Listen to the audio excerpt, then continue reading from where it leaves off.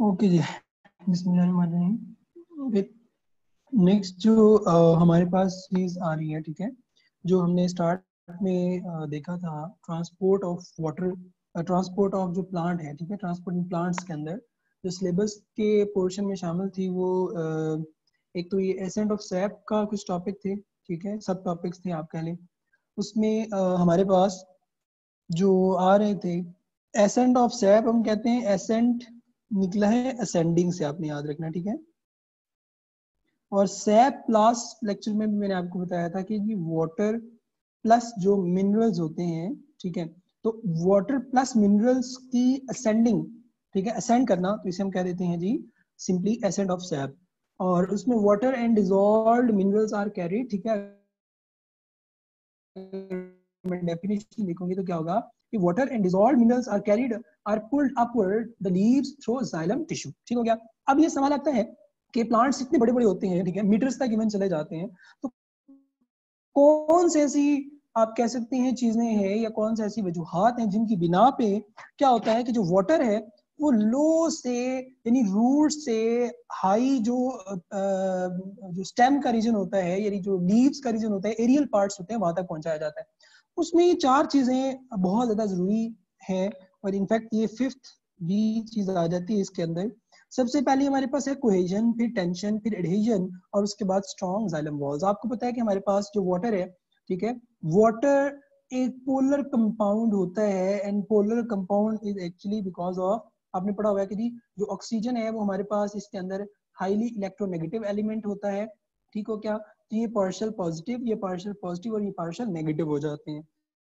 तो इसकी वजह से क्या होता है कि एक हाइड्रो जो वाटर मॉलिक्यूल है ये दूसरे वाटर मॉलिक्यूल के साथ क्या करता है, अटैच रहता है, बिकॉज ऑफ द आप कह सकते हैं हाइड्रोजन बॉन्डिंग। इस तरह से मैं ये क्या कर रहा हूँ इनको, यहाँ पे हमारे पास आ गया पार्शियल नेगेटिव, ये आ गया पार्शियल पॉजिटिव और ये आ गया पार्शियल पॉजिटिव, ठीक हो गया।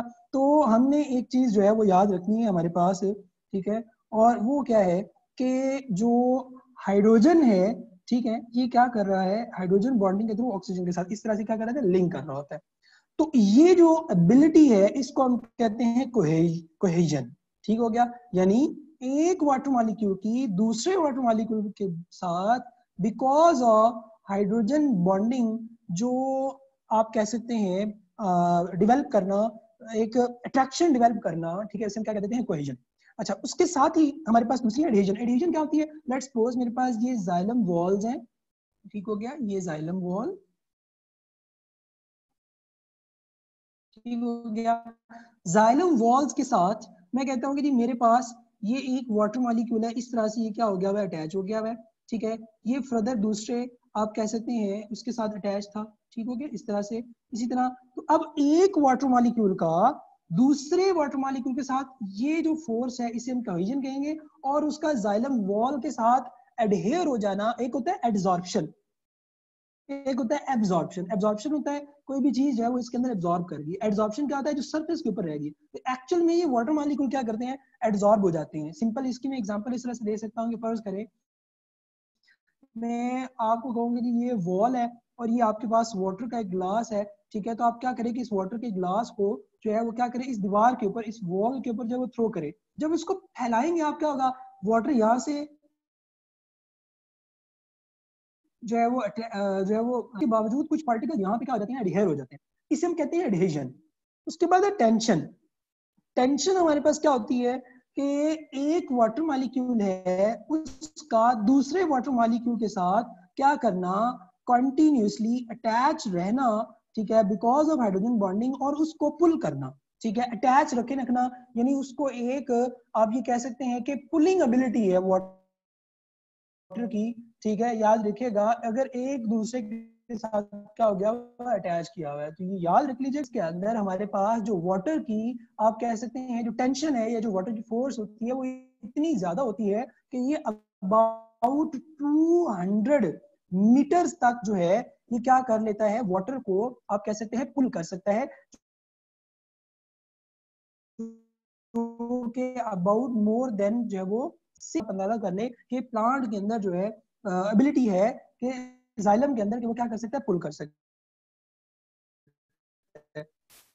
चौथी चीज आ रही है स्ट्रॉन्ग जाइलम वॉल्स, ठीक हो गया। अच्छा, स्ट्रॉन्ग जाइलम वॉल्स का मतलब क्या है कि हमारे पास ये जो जाइलम वेसल्स होती हैं, ठीक है, जाइलम वेसल्स के अंदर जो है हमारे पास ये जो इसके अंदर लेट वाटर आना शुरू हो गया है, तो इसकी जो एबिलिटी है, ये जो दीवारें हैं, ठीक है, इनके अंदर जो है वो आप याद रख लीजिएगा हाई टेंसाइल, ठीक है, हाई टेंसाइल जो है वो स्ट्रेंथ कह सकते हैं होनी चाहिए। टेंसाइल, टेंसाइल, टेंसाइल हम कहते हैं जो स्ट्रेचिंग एबिलिटी होती है, सिंपल, ठीक हो गया, स्ट्रेचिंग एबिलिटी।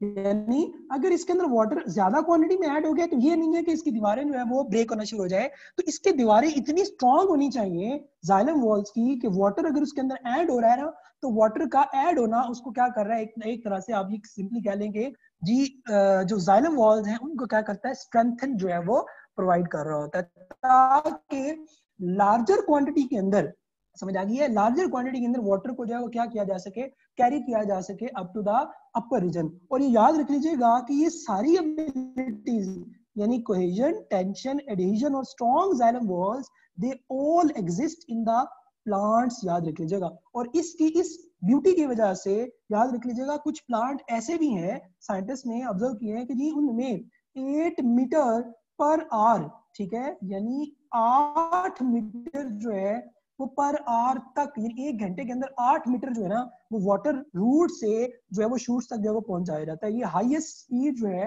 वो क्या है, साइंटिस्ट ने मेजर की है इन द, कह सकते हैं, प्लांट। और इसी तरह जो लोएस्ट स्पीड आप कह सकते हैं जो कॉमनली एग्जिस्ट कर रही होती है वो हमारे पास 1 मीटर पर आवर है, ये याद रखना है आपने, ये इंपॉर्टेंट एमसीक्यूज के तौर पे जो पूछा जा सकता है, ठीक हो गया। इसके अलावा आपने याद रखना है कि जितना भी वाटर रूट से जो है वो एब्जॉर्ब किया जा रहा होता है, ठीक है, जितना भी वाटर रूट से एब्जॉर्ब किया जा रहा होता है, याद रखना प्लांट जो है वो 99% वाटर को क्या कर देता है, ट्रांसपायर कर देता है, ठीक है, क्या कर देता है, 99% क्या कर देगा, ट्रांसपायर। सिर्फ 1% होता है जिसको प्लांट रखता है और अपने बॉडी के मेटाबॉलिक प्रोसेसेस कह लें, ठीक हो गया, या फोटोसिंथेसिस कह लें, ठीक है, इन मैकेनिज्म के लिए जो है वो याद रख लीजिएगा यूज हो रहा होता है। अब आते हैं ट्रांसपिरेशन पुल क्या है। इससे पहले हमें ये चीजें देखनी चाहिए, याद देखिएगा, आपको क्लियर हो रहा होगा जो भी मैंने बताया, ये वाटर मॉलिक्यूल है, ये वाटर मॉलिक्यूल है, ये भी वाटर मॉलिक्यूल है, तो इसका आपस में अटैच होना ड्यू टू हाइड्रोजन बॉन्डिंग, वो क्या है हमारे पास, तो आप पूछ सकते हैं कि ये कोहेजन इज बिकॉज ऑफ, पता होना चाहिए कौन सी बॉन्डिंग, हाइड्रोजन बॉन्डिंग। उसके बाद वाटर मॉलिक्यूल का यहाँ अटैच होना सेल वॉल के साथ, ठीक है, तो सेल वॉल के साथ हमारे पास जो है क्या हो रहा है, ये भी एडहेजन भी किसकी वजह से हो रही होती है, हाइड्रोजन बॉन्डिंग की वजह से हो रही होती है, तो ये आपको पता होना चाहिए। इस तरह टेंशन हमारे पास क्या होगी कि उसका वाटर मॉलिक्यूल का, एक वाटर मॉलिक्यूल का दूसरे वाटर मॉलिक्यूल को पुल करके रखना, ठीक। उसके बाद यहाँ देखेंगे, ठीक है, तो ये हमारे पास ट्रांसपायरेशन है, ठीक है, ट्रांसपायरेशन आप अगर हम इसको डिफाइन करना चाहें ना ट्रांसपायरेशन को, ठीक है, यहाँ पे जो हमने बात की है ट्रांसपिरेशन पुल की, ट्रांसपिरेशन को डिफाइन करना चाहें तो आप सिंपली कह सकते हैं कि जी removal of water from aerial part of the plant, from aerial part of aerial plant, ठीक है, एरियल पार्ट ऑफ प्लांट्स यानी जो लीव्स का जो रीजन आ रहा है, यहाँ पे वाटर क्या हो रहा है हमारे पास, ये देखिए यहाँ से एंटर हो रहा होता है, यहाँ से एंटर होने के बाद ये क्या कर रहा है, अब मूव कर रहा होता है किसके थ्रू, कोहेजन के थ्रू, एडहेजन के थ्रू, टेंशन के थ्रू, और ये मूव करते करते करते करते क्या पहुंच जाता है जी, यहाँ से इस तरह से, ठीक है, और यहाँ से क्या होता है कि जो स्टोमेटा है इनके थ्रू जो है वो रिलीज हो जाता है। अब इसमें याद रखना हमने कहा कोहेजन यानी वाटर मॉलिक्यूल क्या है, एक दूसरे के साथ क्या है, अटैच है, यानी अगर मैं ये कहूँ, ये देखिएगा जरा, ये इस तरह से, ये सारे वाटर मॉलिक्यूल है जो इस एक दूसरे के साथ जो है जुड़े हुए, इस तरह से, इस तरह से। जब एक वाटर मॉलिक्यूल यहाँ से निकलता है तो उस वो दूसरे मॉलिक्यूल के साथ हाइड्रोजन बॉन्डिंग के थ्रू क्या हुआ हुआ है, जुड़ा हुआ है, ये क्या करेगा, उस वाटर मॉलिक्यूल को पुल करेगा, ठीक हो गया। तो अब जो हमारे पास सराउंडिंग में टेम्परेचर कह सकते हैं लाइट या सनलाइट की वजह से क्या हो रहा है, ट्रांसपायरेशन हो रही है, वाटर क्या हो रहा है, रिमूव हो रहा है, और वाटर के रिमूवल से हो रही है, that pull is actually called as transpiration pull, जिसके रिजल्ट वाटर क्या होता है, यहाँ से रूट से जो है वो एरियल पार्ट से क्या जाता है, रिलीज हो जाता है, ठीक है। तो मैंने क्या बताया, 1% प्लांट जो है याद रखिएगा वाटर को रख रहा होता है जो वो रूट से अब्सॉर्ब करता है, और 99% जो वाटर है उसको क्या कर देता है, रिलीज कर देता है, ट्रांसपायर कर देता है। अच्छा आगे देखिए, अब ट्रांसपायरेशन जो है ये है क्या, अभी हमने कहा loss of water from the surface of the plant specially from the stomata. ठीक है, अब इसमें याद रखना है क्यूटिकुलर, दूसरी लेंटिकुलर, ठीक हो गया, और थर्ड हमारे पास स्टोमेटल। क्यूटिकुलर की अगर हम बात करते हैं तो वो ट्रांसपायरेशन जो कि क्यूटिकल से चल रही होती है। हमने पढ़ा था कि लीव्स की अपर जो सरफेस होती है, ठीक है, उनकी सरफेस के पास, ठीक है, यहाँ पे एक शाइनी लेयर होती है, तो यहाँ से भी वाटर क्या कर रहा होता है, एक्चुअल में रिलीज हो रहा होता है। दूसरी है लेंटिकुलर, और ये याद रखिएगा 5 to 7% होती है। ये परसेंटेज एंटी टेस्ट में वो पूछी जा सकती है, ये आपको पता होनी चाहिए। अच्छा, दूसरी है लेंटिकुलर। ठीक है, लेंटिकुलर हमारे पास क्या होती है कि जो वाटर मॉलिक्यूल्स है उनका लेंटी सेल्स के थ्रू जो है वो मूव करना। अब लेंटी सेल्स क्या होते हैं, याद रखिएगा जो वुडी प्लांट्स होते हैं, ठीक है, ये सारों में नहीं होते हैं, कुछ वुडी जो प्लांट्स होते हैं, ठीक है, वुडी प्लांट्स की जो स्टेम होती है उसकी बार्क के अंदर क्या होते हैं, स्पेशलाइज्ड टाइप ऑफ स्ट्रक्चर्स होते हैं जिन्हें कहते हैं लेंटिसेल। इनको सेल नहीं कहना, ये सेल नहीं होते हैं, ठीक है, ये लेंटिसल इन स्पेशलाइज्ड स्ट्रक्चर का नाम है। ठीक हो गया, और ये अगर आपको देखें यहाँ पे इसके अंदर ये आपको नजर आ रहे होंगे, ये वाले जो स्पेशलाइज्ड स्ट्रक्चर है, ठीक है, ये एक्चुअल में क्या होते हैं, इस तरह से सेल्स जो है काफी सारे सेल्स होते हैं जो मिलकर क्या करते हैं, एक पोर लाइक स्ट्रक्चर वो बना देते हैं। ठीक हो गया, that pore like structure is actually considered as a lenticel. सो यहाँ से जो ट्रांसपेरेशन होती है, यानी वाटर जो रिलीज हो रहा होता है वो 1 to 2% हो रहा होता है, और स्टोमेटल के थ्रू 90% हो रहा होता है। यानी हाईएस्ट जो रेट है हमारे पास, याद रखना, यानी 90% of the transpiration is occur through, आप याद रखना हमारे पास कह सकते हैं स्टोमेटा के थ्रू। ठीक हो गया, अब इसमें आगे भी एक और चीज है, वो क्या है कि जो स्टोमेटल ट्रांसपायरेशन है वो लीव्स के थ्रू चली होती है, क्योंकि आपको पता है कि जो स्टोमेटा कहाँ पे होते हैं, लीव्स के अंदर होते हैं। अब लीव्स दो तरह की होती है, एक होते हैं आइसोबाइलेटरल और दूसरा हमारे पास होते हैं डॉर्सीवेंट्रल। ठीक है, ये क्या होते हैं जी, यहाँ पे देखिए इसको मैंने इसकी डेफिनेशन ऐड कर दी हुई है। लीव्स होते हैं उन्हें कहते हैं डॉर्सीवेंट्रल, जो मोनोकॉर्ड के होते हैं उन्हें कहते हैं आइसोबाइलेटरल। इसमें होता क्या है कि mesophyll cells are differentiated into palisade and spongy parenchyma, जबकि आइसोबाइलेटरल में क्या होता है, mesophyll is not differentiated into palisade and spongy. कैसे, इसको जरा गौर से देखिएगा, मैं अगर यहाँ पे डॉर्सियोवेंट्रल का बनाता हूँ, ठीक है, आइसोबाइलेटरल का पहले बनाता हूँ, ठीक है, ये मेरे पास है जी अपर एपिडर्मिस। ठीक हो गया, ये मेरे पास है लोअर एपिडर्मिस। ठीक हो गया, उसके बाद मेरे पास क्या है जी, ये सारे के सारे, ठीक है, ये सारे के सारे स्पॉन्जी सेल्स हैं। ठीक हो गया, और ये है अपर एपिडर्मिस, ये है लोअर एपिडर्मिस। ठीक हो गया, और ये हमारे पास है मेसोफिल सेल्स, मेसोफिल सेल्स। ठीक हो गया, ये अपर एपिडर्मिस होगी, ये लोअर एपिडर्मिस होगी, और सेंट्रलाइज में क्या होगी हमारे पास, मेसोफिल सेल्स होगी। नाउ अब अपर एपिडर्मिस और लोअर एपिडर्मिस के अंदर जो है सेंट्रलाइज रीजन के अंदर हमारे पास ये सारे के सारे सेल्स किसमें आ जाते हैं, मेसोफिल सेल्स के अंदर आ जाते हैं। ठीक है, अब इसमें आपने एक चीज याद रखनी है, और वो क्या कि इसमें देखो यहाँ अपर एपिडर्मिस और लोअर दोनों की तरफ जो सेल्स हैं वो क्या है, सेम है, उसकी वजह से इसको कहते हैं iso same by two lateral sides. यानी लीव के अंदर, यानी मैंने क्या किया, यहाँ पे लीव लिया, इस लीव का अल्ट्रा स्ट्रक्चर देखा तो मुझे ऐसा नजर आता है। अगर मैं इसके बरक्स डॉर्सीवेंट्रल की बात करूंगा, डॉर्सीवेंट्रल में पता क्या होता है, डॉर्सीवेंट्रल में ये हो गई अपर एपिडर्मिस। ठीक हो गया, ये मेरे पास हो गई लोअर एपिडर्मिस। ठीक है, ये मैं आपको दिखाता हूँ, ये लोअर एपिडर्मिस।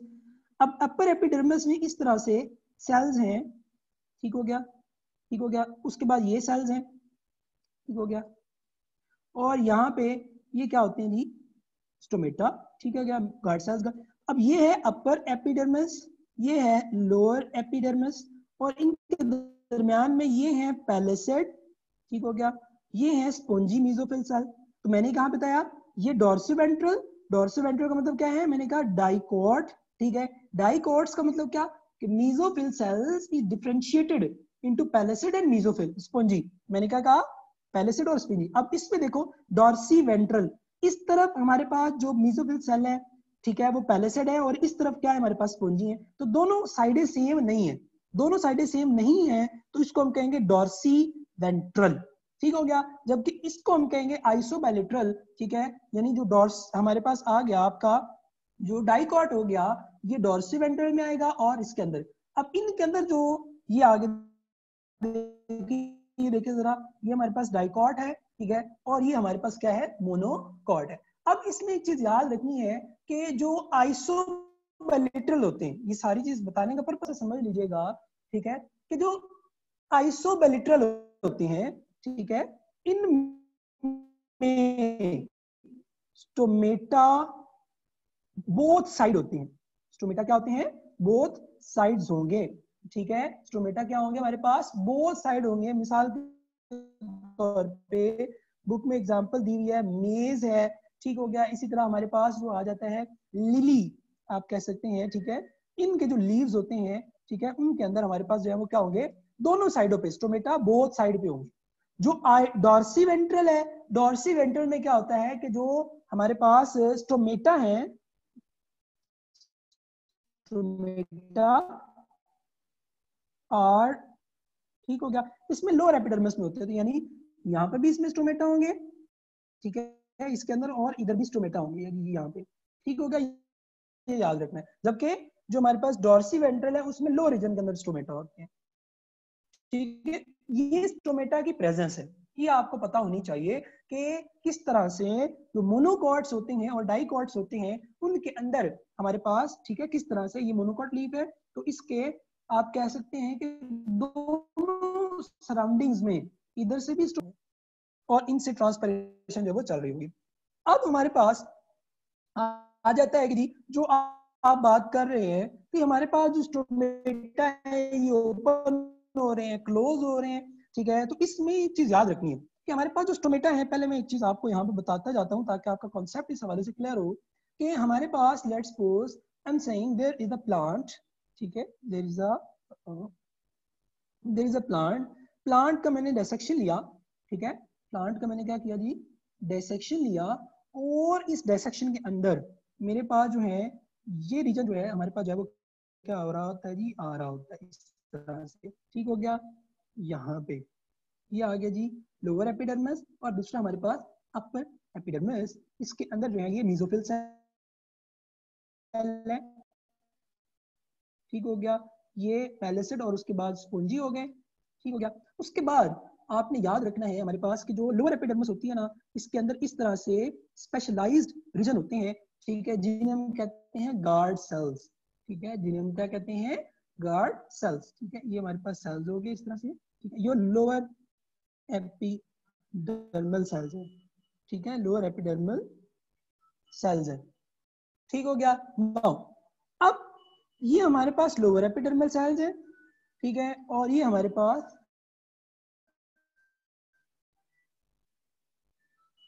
अपर एपिडर्मल सेल्स है, ठीक हो गया। ये अपर एपिडर्मल सेल्स हो गए, ये हमारे पास लोअर एपिडर्मल सेल्स हो गए। अब एक बहुत इंपॉर्टेंट पॉइंट बताने लगा हूं, इसको जरा अपने माइंड में बिठा लीजिएगा। इंपॉर्टेंट पॉइंट क्या है, अपर एपिडर्मल सेल्स में किसी भी सेल के अंदर क्लोरोप्लास्ट नहीं होता, नो क्लोरोप्लास्ट, इसमें अपर एपिडर्मस में। लोअर एपिडर्मल सेल्स के जितने भी सेल्स हैं इनमें भी नो क्लोरोप्लास्ट।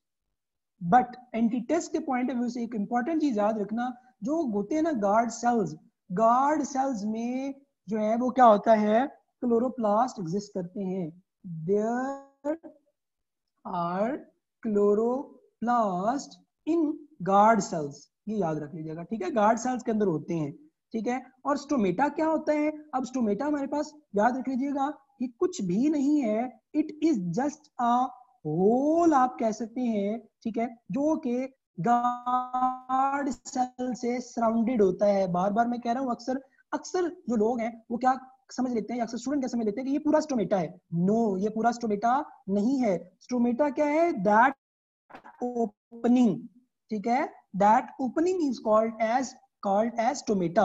एंड ओपनिंग आप कह ले या जो होल होता है that is surrounded by specialised type of bean shaped cell and these bean shaped cells are called as guard cells. और मैंने बताया गार्ड सेल्स के अंदर क्या होते हैं, क्लोरोप्लास्ट होते हैं। गार्ड सेल्स के अंदर क्या होते हैं, क्लोरोप्लास्ट होंगे। ये आपने एक चीज याद रखनी है, ठीक है। अब तो हमारे पास जो स्टोमेटा की ओपनिंग एंड क्लोजिंग है उस हवाले से दो हाइपोथेसिस है, यानी opening and closing of stomata के हवाले से दो hypothesis. Star sugar hypothesis, influx of potassium ions, यानी किस तरह से जो स्टोमेटा है वो ओपन किए जा रहे होते हैं या क्लोज किए जा रहे होते हैं, तो उसमें आपने एक चीज जो है वो याद रखनी है हमारे पास, और वो हमारे पास क्या है जी, कि ये दो हाइपोथेसिस। पहला है जी स्टार शुगर हाइपोथेसिस। अभी मैं आपको पीछे बता के आ रहा हूँ कि हमारे पास जो अपर एपिडर्मिस है, ठीक है, उसमें जो है वो हमारे पास जो है वो, और लोअर एपिडर्मिस में जो स्टोमेटा मौजूद होते हैं। अब मैं यहाँ पे, ठीक है, गौर से देखिएगा, ये मैं ले रहा हूँ अपर एपिडर्मिस,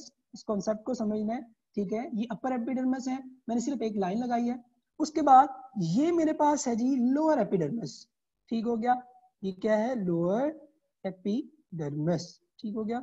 और चलिए इसके मैं सेल्स भी बना देता हूँ इस तरह से, ठीक हो गया। अच्छा, इसके अंदर हमारे पास ये है, लेट्स सपोज गार्ड सेल्स, ठीक हो गया, ये गार्ड सेल्स हो गए, सही। और मैं इसको डिफरेंशिएट कर देता हूँ, मैं कहता हूँ कि मेरे पास जो है ना ये सेंट्रलाइज्ड रीजन यहाँ से इस तरफ जो है, मैं कहता हूँ कि जी मेरे पास ये है जी डे टाइम, ये मेरे पास है नाइट, ठीक हो गया। इसका गौर से समझिएगा, डे टाइम पे क्या होता है, डे टाइम पे हमारे पास आपको पता है कि फोटोसिंथेसिस जो है वो हाई होती है। अब हमारे पास एक चीज याद रखनी है कि जो आपके पास गार्ड सेल्स हैं, गार्ड सेल्स के अंदर हमने पढ़ा दी कि लोअर एपिडर्मिस के अंदर सिर्फ गार्ड सेल्स वो वाहिद सेल्स हैं जिनके अंदर जो है वो हमारे पास क्या होती हैं, फोटोसिंथेसिस चल रही होगी, उसके अंदर वो क्लोरोप्लास्ट होंगे, ठीक है। उसके अंदर क्लोरोप्लास्ट है, तो इसका मतलब है कि फोटोसिंथेसिस है वो हमारे पास किसके अंदर चल रही होगी, सिर्फ और सिर्फ जो है लोअर। अगर आपसे पूछ लिया जाता है एंटी टेस्ट के अंदर कि लोअर एपिडर्मिस में क्या फोटोसिंथेसिस होती है, आप बताएंगे जी लोअर एपिडर्मिस में होती है, बट कहाँ होती है, only in the guard sales. अब जरा गौर से देखिएगा, इसके अंदर हमारे पास ये पड़े हुए जी क्लोरोप्लास्ट, ठीक हो गया, ये क्लोरोप्लास्ट है, ठीक हो गया। इन क्लोरोप्लास्ट के अंदर हो रही है जी फोटोसिंथेसिस। फोटोसिंथेसिस के रिजल्ट में क्या हो रहा है, कार्बन डाइऑक्साइड को इनसाइड जो है वो ले जाया जा रहा है, और वाटर जो है वो यहाँ सराउंडिंग से, ये सेल्स है हमारे पास, ठीक हो गया। तो यहाँ से क्या होता है कि हमारे पास क्या होगा, जैसे वाटर अंदर आएगा तो यहाँ पे फोटोसिंथेसिस हाई होगा, फोटोसिंथेसिस हाई होगा तो याद रखना है शुगर जो है यानी ग्लूकोज जो है वो हमने पढ़ा था वो बनता है। अब इन साइड ग्लूकोज बनना शुरू हो जाता है इसके अंदर गार्ड सेल्स के अंदर।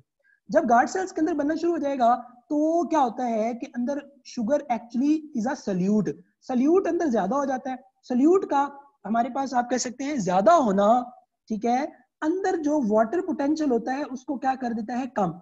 तो जो एपिडर्मल सेल्स होते हैं वहां पे वाटर पोटेंशियल होता है हाई, जो होते हैं गार्ड सेल्स यहाँ पे वाटर पोटेंशियल होता है कम। तो वाटर क्या करता है, मूव करता है from epidermal cells to the, आप कह सकते हैं किसकी तरफ, गार्ड सेल्स की तरफ। जब वाटर एंटर हो रहा होता है इनके अंदर तो ये क्या हो जाते हैं, टर्स्ड हो जाते हैं, ठीक है, ये क्या हो जाते हैं, टर्स्ड हो जाते हैं। एट डे टाइम क्या होगा फिर कि हमारे पास फोटोसिंथेसिस की वजह से गार्ड सेल्स के अंदर क्या होता है कि वाटर एंटर हो जाता है, वाटर एंटर होने की वजह से गार्ड सेल्स टर्स्ड हो जाते हैं, और ये जो स्पेस होती है, ओपनिंग होती है, जिसको आप कह रहे हैं स्टोमा, ठीक है, या एक होगा तो स्टोमा, ज्यादा होंगे तो स्टोमेटा, स्टोमा क्या रहेंगे, ओपन हो जाएंगे।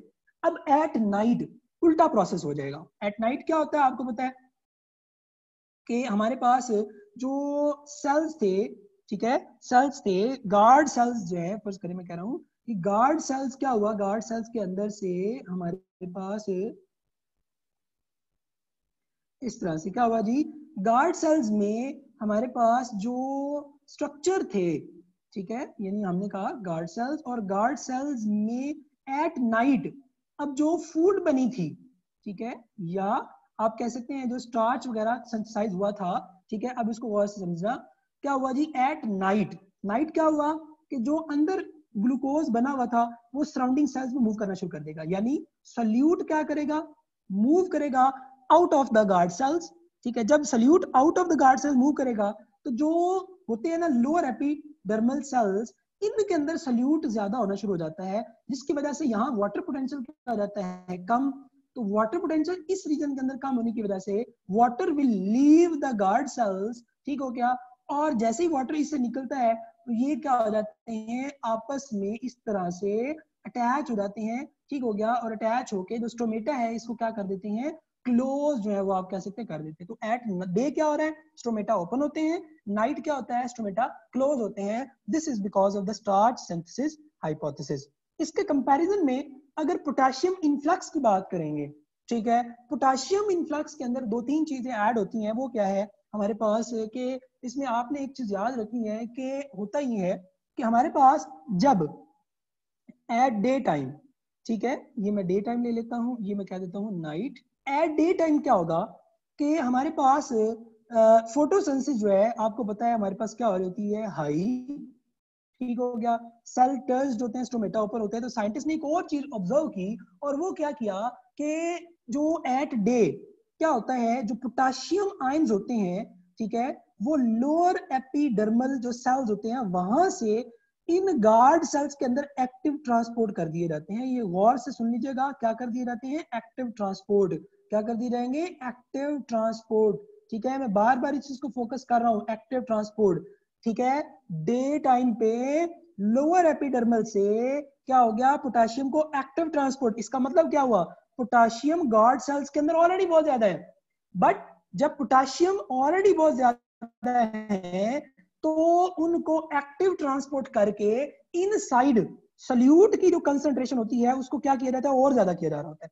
जब सल्यूट की कंसंट्रेशन पोटेशियम आयन की आने की वजह से और ज्यादा होती है, ठीक है, उसकी वजह से सराउंडिंग से वाटर जो है वो क्या हो रहा है, एंटर होता है और इन सेल को इस तरह से टच कर देता है, ठीक हो गया। तो इसका मतलब क्या हुआ कि potassium is directly proportional to the water. जितना पोटेशियम आयन इनसाइड ज्यादा होगा उतना वाटर हमारे पास ज्यादा होता है। ये आपने एक चीज जो है वो याद रखनी है, ठीक हो गया। अच्छा, अब इसमें एक और बड़ी इंपॉर्टेंट चीज आ जाती है, वो क्या है कि ये कौन सी चीज है जो पोटेशियम को कंट्रोल कर रही होती है, ठीक है। तो उसमें आपने याद रखना है हमारे पास कि जो ब्लू लाइट है, ये इंपॉर्टेंट पॉइंट आ गया, ब्लू लाइट, ठीक है। इसको मैं फोकस कर रहा हूँ। जो ब्लू लाइट है हमारे पास, ठीक है, ये फोटोसिंथेसिस के लिए बड़ी इफेक्टिव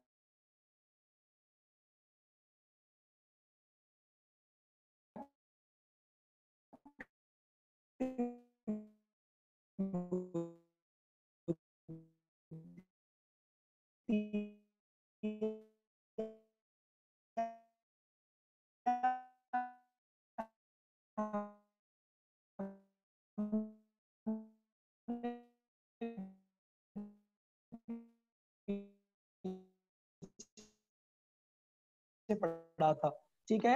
हम अगर फोटोसिंथेसिस, ठीक है, एक हमारे पास है अनइक्वल। हमारे पास दो चीजें जो है वो आपने याद रखनी है, ठीक है। मैंने क्या बताया, हमारे पास दो चीजें आपने याद रखनी है और वो हमारे पास क्या है जी, फोटोसिंथेसिस के अंदर मैंने बताया इक्वल इंटेंसिटीज, ये बड़ा इंपॉर्टेंट पॉइंट है।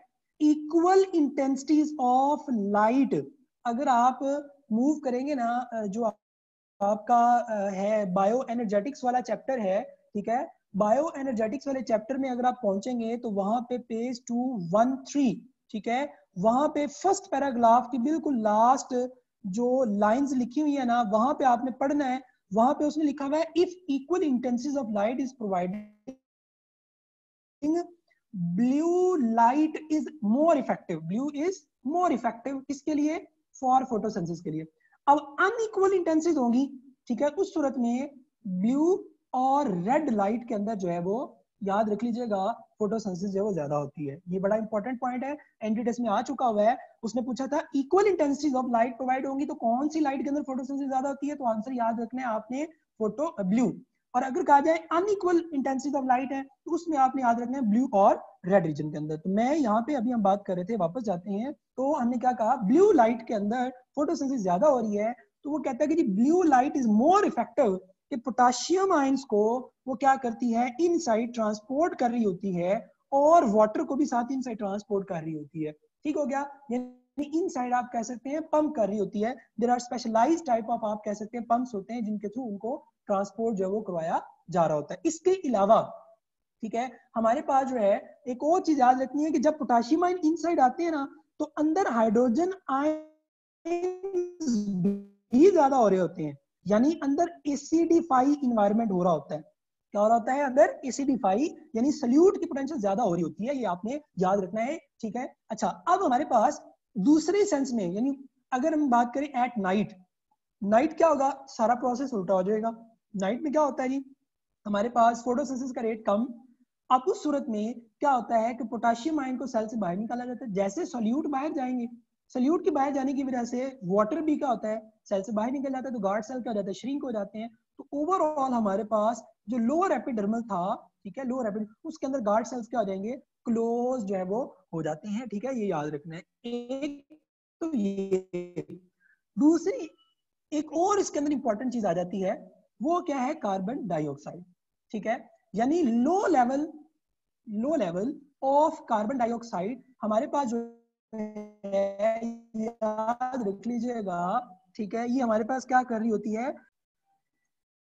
ओके तो हम बात कर रहे थे, हमने कहा जी कि जो लो लेवल है, ठीक है, यानी कार्बन डाइऑक्साइड का इनसाइड द लीव्स, ठीक है, कार्बन डाइऑक्साइड का इनसाइड द लीव्स जो है हमारे पास लो होना, याद रख लीजिएगा, पोटेशियम आयंस की मूवमेंट को क्या कर रहा होता है, आप कह सकते हैं कंट्रोल कर रहे हैं। यानी पोटेशियम आयन इनसाइड जा रहे हैं, पोटेशियम आयन आउटसाइड जा रहे हैं। ठीक है, ये आपने याद रखना है।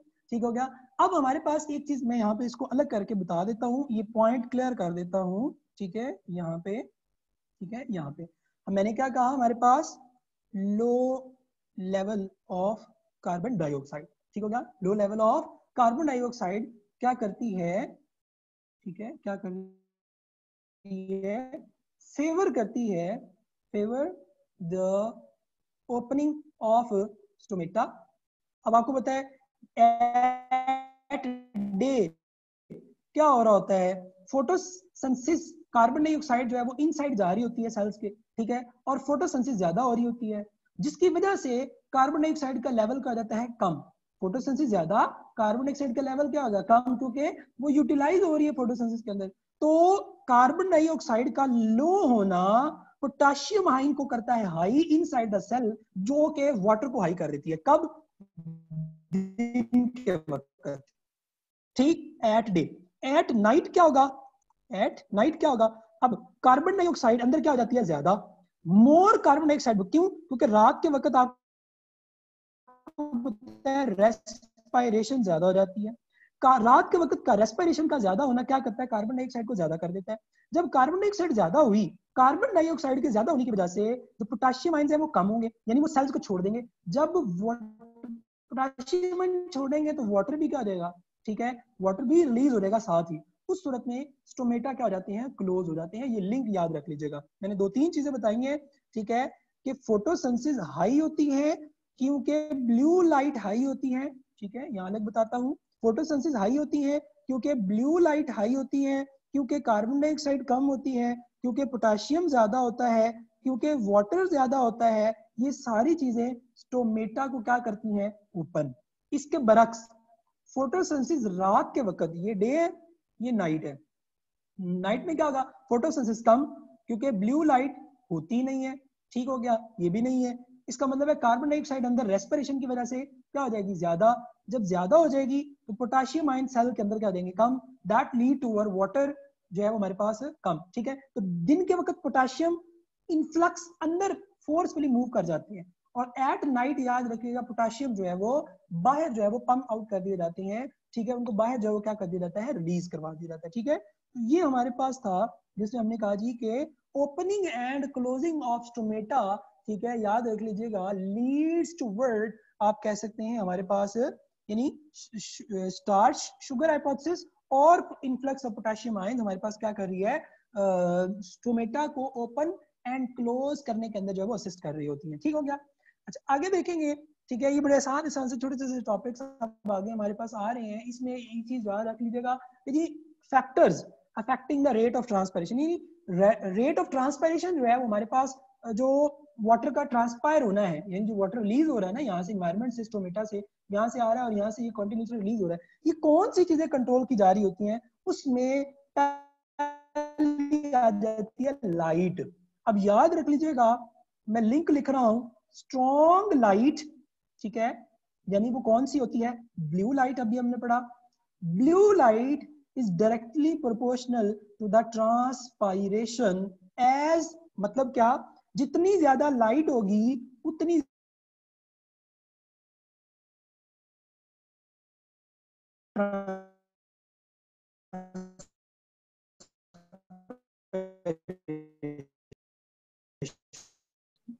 ओके तो हमने कहा जी कि लाइट के केस में क्या हो रहा है कि स्ट्रॉन्ग लाइट हमारे पास आ रही है, ठीक है, स्ट्रॉन्ग लाइट, और उसकी वजह से ब्लू ब्लू लाइट हमारे पास, और जो ट्रांसपैरेशन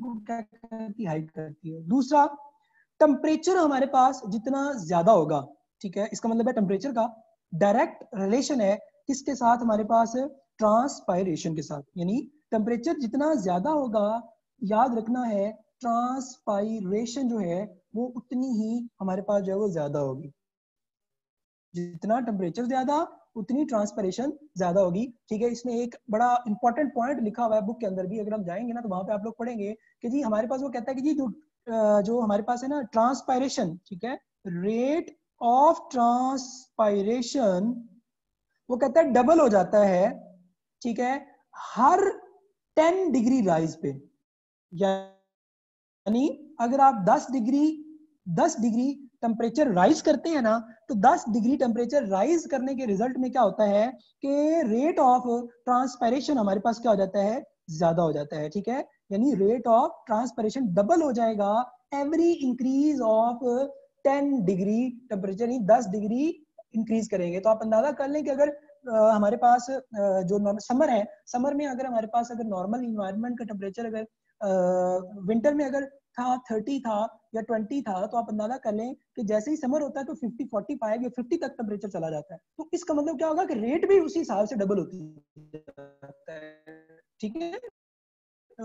ट्रांसपेरेशन का जो रेट है वो हमारे पास जो है वो आपने याद रख लेना है, ठीक है, कि हमारे पास जब इसके अंदर जो एक और चीज है, मैं यहाँ पे इसको यहाँ पे बिल्कुल बता देता हूँ, इसमें एक हार्मोन भी इन्वॉल्व होता है, याद रख लीजिएगा टेम्परेचर के रेफरेंस से, ठीक है, ये आपकी इंफॉर्मेशन येलो बॉक्स में दी हुई है, ठीक है, और वो हमारे पास जो हार्मोन है उस हार्मोन को हम कहते हैं A B A stand for abscisic, ABSIC, ठीक है, SISCS,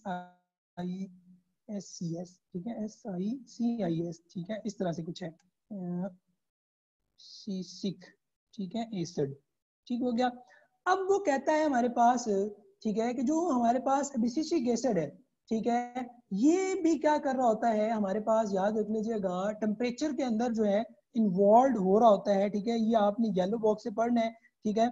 इसका इंटरलिंक हमारे पास उसमें दिया हुआ है पोटाशियम आयंस के साथ, जो कि कार्बन डाइऑक्साइड हमारे पास आ रही है, जो अभी हमने पीछे पढ़ा है, ये वाला, ठीक है, यहाँ पे ये इसके साथ जो है इसको लिंक करना है, ये नीचे ए बी ए लिखा भी हुआ है यहाँ पे, ठीक है। तो ये भी ए बी ए जो लिखा हुआ है, इसका लिंक जो है वो आपको मिलेगा येलो बॉक्स जो बना हुआ है ना 290 आई थिंक सो 292 पेज है, ठीक है, वहां पे आप इसको येलो बॉक्स बना हुआ है, उसको आप पढ़ेंगे ना तो आपको वहां पे क्लेरिफिकेशन हो जाएगी ये सब चीजों की।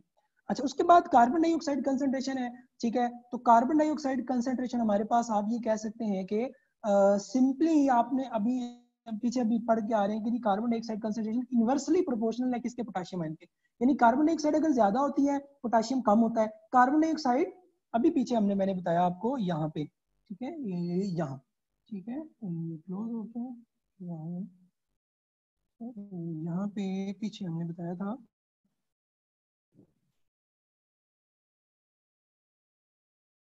यहाँ पे मैं एक दफा दोबारा एक्सप्लेन कर देता हूँ इस चीज को। मैंने क्या बताया कि हमारे पास जो कार्बन डाइऑक्साइड है, अभी हमने पीछे पढ़ा था स्टोमेटा की जो ओपनिंग एंड क्लोजिंग है, स्टोमेटा की ओपनिंग एंड क्लोजिंग के हवाले से एक चीज याद रखनी है, और वो हमारे पास क्या आ जाती है कि जी जो आपके पास कार्बन डाइऑक्साइड होती है, जितनी कार्बन डाइऑक्साइड ज्यादा होगी उतना पोटाशियम कम होगा, और जितना कार्बन डाइऑक्साइड हमारे पास कम होगी उतना जो है वो हमारे पास पोटाशियम क्या होता है, ज्यादा होता है। ये ओपनिंग और क्लोजिंग ऑफ स्टोमेटा के अंदर जो इनफ्लक्स पोटाशियम आयन का था उसके अंदर ये हमने देखा था। इसका इफेक्ट क्या होता है, ठीक है।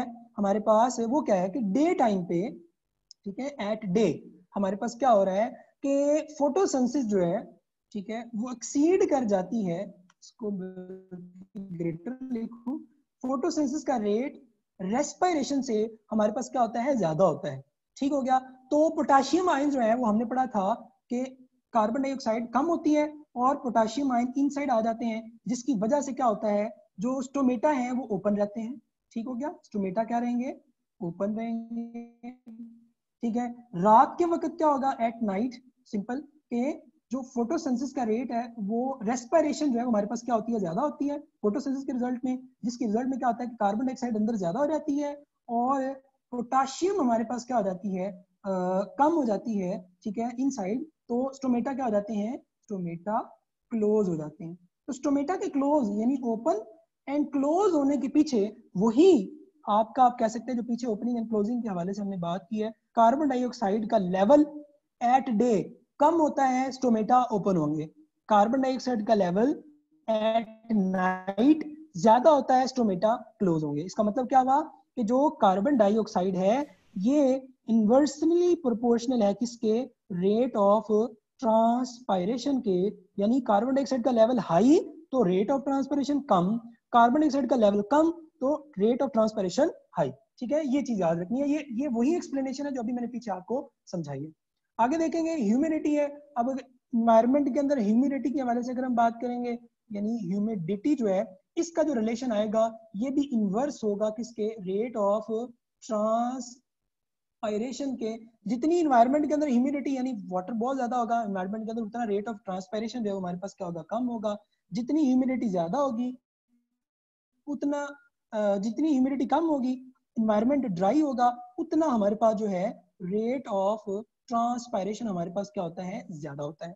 इसी तरह हवा अगर बहुत ज्यादा चल रही है तो इसमें ये डायरेक्ट आ जाएगा, यानी विंड अगर बहुत ज्यादा है, हवा है, एयर है, तो इसका डायरेक्ट रिलेशन आता है, जितनी तेज हवा होगी उतना रेट ऑफ ट्रांसपायरेशन हमारे पास जो है वो क्या होता है, ज्यादा होता है, ठीक हो गया। और अवेलेबिलिटी ऑफ वाटर, यानी अगर रूट्स में वाटर बहुत ज्यादा है, ठीक है, ये रूट्स को वाटर बहुत ज्यादा मिल रहा है, तो हम इसको कर सकते हैं कि जी जो अवेलेबिलिटी है ऑफ वाटर, ठीक है, ये हमारे पास क्या है, इनवर्स, इसमें वाटर अगर रूट्स में ज्यादा, ठीक है, इसमें ये डायरेक्ट ही आ जाएगा, बल्कि रेट ऑफ ट्रांसपायरेशन, ठीक है, ट्रांसपायरेशन, यानी जितना पानी ज्यादा होगा उतनी ट्रांसपिरेशन ज्यादा होगी, जितना वाटर कम होगा उतना ट्रांसपिरेशन का रेट भी कम होगा, ठीक है। तो आपने ये फैक्टर्स को प्रॉपर्ली माइंड में बिठा लीजिएगा, लाइट ज्यादा है, ट्रांसपिरेशन ज्यादा है, टेम्परेचर ज्यादा है, ट्रांसक्रिप्शन ट्रांसपायरेशन जो है वो ज्यादा है। कार्बन डाइऑक्साइड के रेफरेंस से आपने ये सारी इंफॉर्मेशन याद रखनी है, ठीक हो गया। फिर हमने ह्यूमिडिटी के हवाले से देखा, इसका इनवर्स रिलेशन है। इसी तरह हमने कहा विंड का जो हमारे पास क्या है, डायरेक्ट रिलेशन है। अवेलेबिलिटी ऑफ वाटर की अगर हम बात करेंगे, इसका भी हमारे पास क्या रहता है, डायरेक्ट जो है वो रिलेशन जो है वो आ जाता है, ठीक हो गया।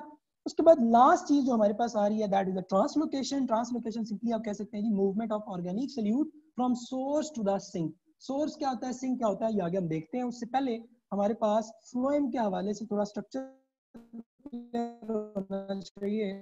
ये हमारे पास जो है वो एक शो किया हुआ है स्ट्रक्चर, और सराउंडिंग में हमारे पास क्या होता है कि फ्लोएम होता है, ठीक हो गया। इसमें एक चीज मैं यहाँ पे बता देता हूँ, मेरे पास क्या होता है कि जी एक इस तरह से ना, इस तरह से, इसको हम कहते हैं सीव ट्यूब सेल, या इसको कहा जाता है सीव ट्यूब एलिमेंट, ठीक है। इस सीव ट्यूब एलिमेंट में क्या होता है, इस तरह से पोर्स होते हैं, ठीक है, इनको हम कहते हैं सीव पोर्स।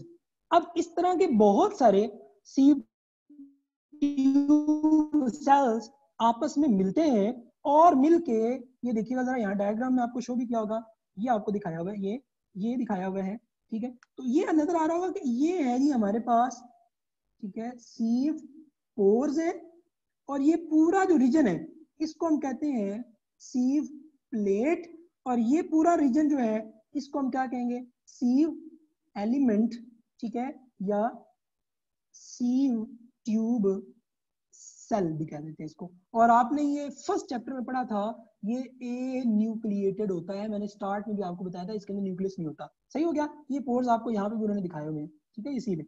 इसके अलावा इनके अंदर, इनके साथ जो है वो हमारे पास सेल्स होते हैं जिन्हें हम कहते हैं कंपेनियन सेल्स। कंपेनियन सेल्स का काम क्या होता है, ये न्यूक्लिएटेड होते हैं बाय द वे, न्यूक्लिएटेड। इनका काम क्या होता है, एटीपी प्रोवाइड करना, या आप कह सकते हैं एनर्जी जो है वो प्रोवाइड करना, ठीक है। यानी प्रोटीन्स भी जो है वो कुछ हद तक जो वो क्या कर लेते हैं, प्रोवाइड कर लेते हैं। तो दोबारा इसको दिखाता हूँ, यहाँ देखें। अब ये दूसरी कैटेगरी के हमारे पास है, ठीक है। तो इसमें क्या आ रहा है, सेंट्रलाइज रीजन में पिथ आ रही थी, ठीक है। इसी तरह एपी कॉर्टेक्स, एपिडर्मिस हो गया, फिर कॉर्टेक्स था, और इस तरह हमने पढ़ा था ये सेल्स है। इसमें हमने देखा था, ये देखिए इसको दोबारा यहाँ पे फ्लोएम और जाइलम को हमने सेपरेट किया। इसके सेंट्रलाइज यहाँ पे फ्लोएम है, यहाँ सेंट्रल में कैम्बियम सेल्स है, और यहाँ पे हमारे पास जाइलम सेल्स है। ये वाटर को ट्रांसपोर्ट कर रहे होते हैं, और ये हमारे पास फ्लोएम जो है वो हमारे पास किसको ट्रांसपोर्ट कर रहे होते हैं, इसको फूड को जो है वो स्टार्च वगैरह को ट्रांसपोर्ट कर रहे होते हैं। इसमें आपने याद रख लेना है कि जो हमारे पास फ्लोएम टिश्यूज है उसमें सीव ट्यूब सेल्स आ जाते हैं, नंबर 1। नंबर 2 हमारे पास कंपेनियन सेल्स आ जाते हैं, और नंबर 3 हमारे पास पैरेनकाइमा सेल्स आ जाते हैं। सीव ट्यूब ट्रांसपोर्ट करते हैं फूड की transport, companion ATP plus protein देते हैं, इसको सीव ट्यूब को सहारा देते हैं, और पैरेनकाइमा आप कह सकते हैं स्टोरेज के अंदर जो है वो इन्वॉल्व होते हैं। ठीक हो गया, स्टोरेज के अंदर इन्वॉल्व होते हैं, सही हो गया, ये याद रखना है। यहाँ पे अच्छा, यहाँ पे देखें आपने, जिस तरह ह्यूमन के अंदर, ह्यूमन में मॉस्किटो जो है, ठीक है, ह्यूमन में मॉस्किटो क्या करता है, बाइट करता है, और हमारे ब्लड से क्या कर रहा होता है, जो ग्लूकोज होता है उसको सक कर रहा होता है। जो ट्रीज होते हैं, ट्रीज के अंदर भी एक तरह से आप कह सकते हैं, आप इसको कह सकते हैं कि ये देखिएगा, ये हमारे पास एफिड्स हैं। एफिड्स आपने पढ़ा होगा, पतंगे जिनको आप कहा जाता है, ठीक है, ठीक है। ये एफिड्स हैं, इनकी स्पेशलाइज्ड नीडल लाइक स्ट्रक्चर्स होती हैं, इन्हें कहते हैं स्टाइलेट्स। ये क्या करते हैं कि अपने स्टाइलेट्स को, ठीक है, अपने स्टाइलेट को, यहाँ देखिएगा, ये अपने स्टाइलेट को ना यहाँ फ्लोएम के अंदर ऐसे अपने नीडल लाइक स्ट्रक्चर को फ्लोएम के अंदर ऐसे इम्बेड कर देते हैं, और जो पौधा फोटोसिंथेसिस कर रहा होता है, और फोटोसिंथेसिस करके में जो फूड बना रहा होता है ना, ये क्या करते हैं, उसको सक कर रहे होते हैं। ये सिमिलरली आप ये कह सकते हैं कि ये ट्रीज के मॉस्किटो है, यानी इन्होंने ट्रीज से जब क्या करना होता है, सक करना होता है। ये एंटी टेस्ट में आपसे पूछा जा सकता है कि जी जो फ्लोएम टिश्यूज के अंदर फूड आ रही होती है, ठीक है, एफिड किसके थ्रू जा रहे होते हैं, तो ये डायग्रामेटिकली आपने वर्ड याद रख लेना, स्टाइलेट्स।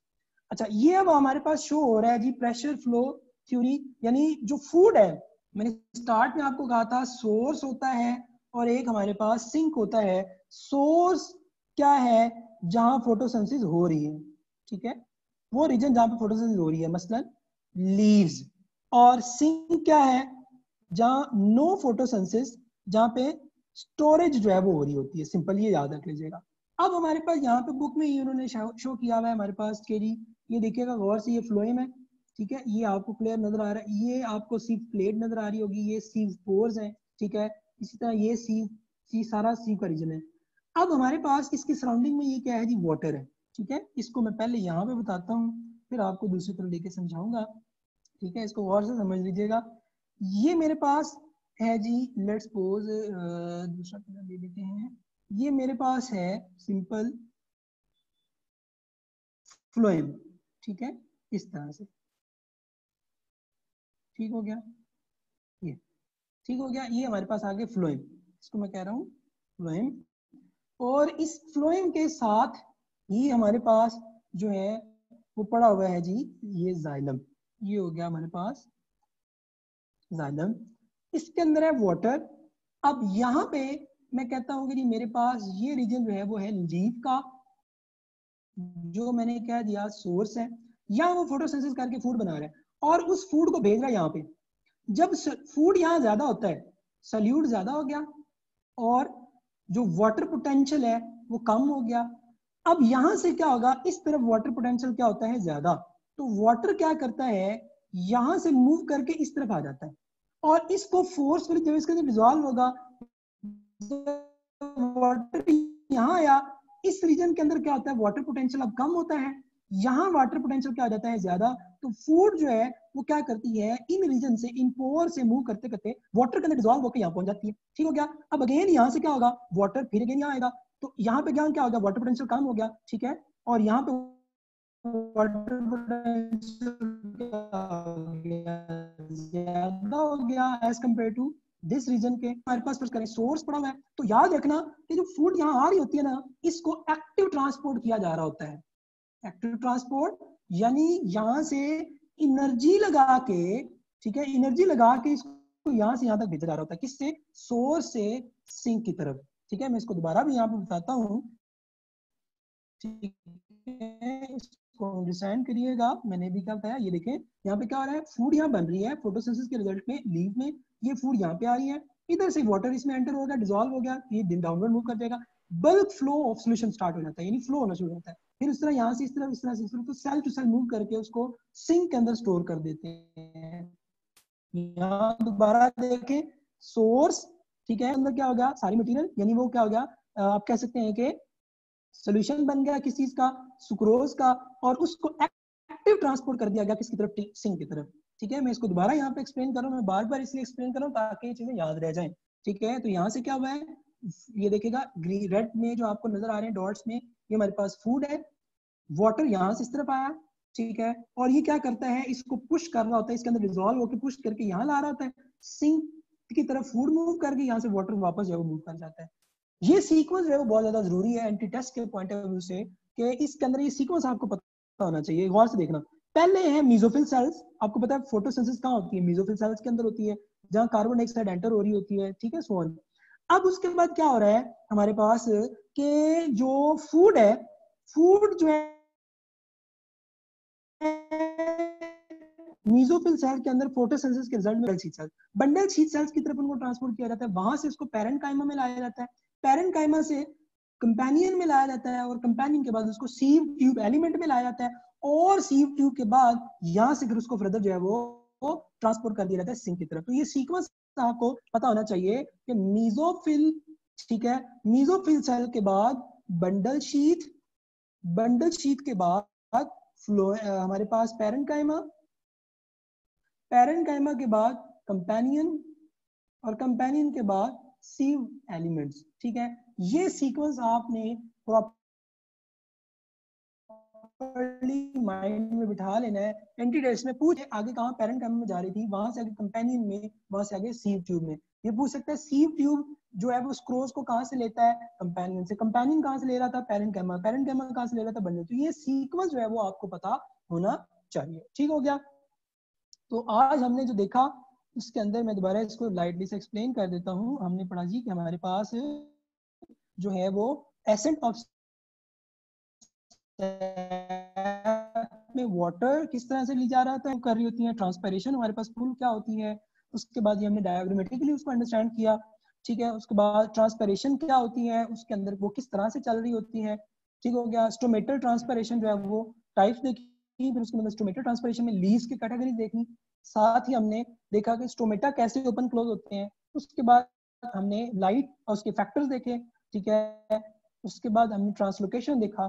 ठीक है, एंड दैट्स एंड। ठीक हो गया। और इसमें मैं अगर स्टार्ट में लेके जाऊं आप को, तो स्टार्ट में हमारे पास जो हमने पढ़ा था लास्टली, उसमें अंदर transport of water minerals clear हो गया, एपोप्लास्ट सिम्प्लास्ट पाथवे ये क्लियर हो गए, ट्रांसफर ये सारा हमारा क्लियर हो गया। ट्रांसपैरेशन हमने पढ़ लिया, फैक्टर्स हमने देख लिए, ओपनिंग एंड क्लोजिंग स्टोमेटा देख लिया, ट्रांसलोकेशन हमने पढ़ लिया, प्रेशर फ्लो थ्योरी देख ली, जीरो फाइट हमने रह गया। जीरो फाइट्स हमारे पास जो है, ये सिंपल बस बता देता हूँ यहाँ पे आपको, कि जीरो फाइट्स हमारे पास डेजर्ट प्लांट्स होते हैं।